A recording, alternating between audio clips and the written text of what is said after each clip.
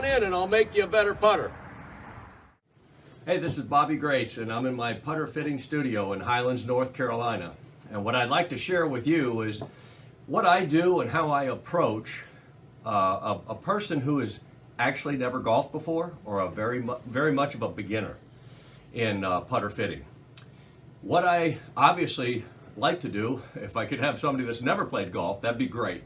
I've only had a few of them, and the best thing I emphasize and work on is the triangle of the arms, what I call the triangle, and the shoulders and the hands. These are three components that need to be working together. Okay, that you don't want to let anybody do this cocking of the wrist on the way back, flipping of the wrist on the way through, or a disconnect between the arms, shoulders, and hands. So what I do, first of all, if somebody's never played before, I don't let them hit a putt. I build their stance. I explain to them where their weight needs to be. Obviously the stance, I like the stance to be just a little wider than the shoulder. It can be skinnier than that, but like a golf shot, but I like it to be a little more stable.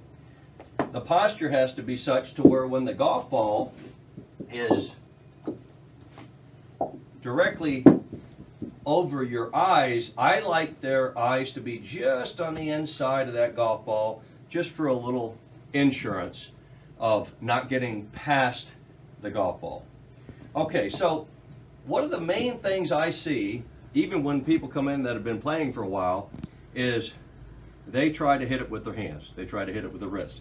And especially with a beginner, I explain to them the opposite of what I was taught when I was a kid. You know, soft hands and feel and touch and all. I'd really like somebody to be having the wrists locked from a hinging position.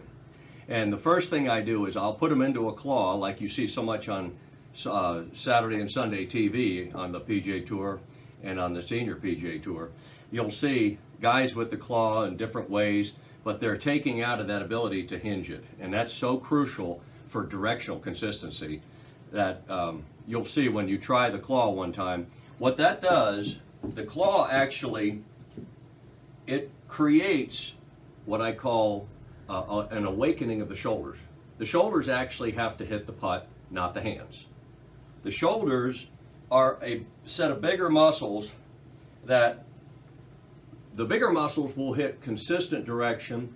The smaller muscles, these little hands here, are very much, unless you're a great player, I would never recommend the regular grip or putting with your hands and, you know, with a wristy situation. My dad used to putt with his wrists, and he was a great field putter, but he had great days and he had bad days. He didn't have a consistent putting all the way along. But what I do, I build somebody into understanding that with the claw, they're going to take it back with their shoulders, and they're going to come back with their shoulders. Your arms don't hit it, your hands don't hit it, but the shoulders do. Now, they can come back to a regular grip once they're understanding that the shoulders are hitting the putt. Because when they come back to a regular grip, they've already hit, I have them hit about 30 or 40 putts to understand the feel of putting with your shoulders. You can go back to a regular grip as long as you understand that it's the shoulders hitting it and not the hands. Now, let me go into what putter I put them into and why. Well, once I see how much talent they have, or lack thereof, once I've built their stroke from ground up, I can see how consistently they're staying within a smaller spot on the face. Just by observation. I've also got a software that shows me that. And if they're very, very good, I can put them in a blade.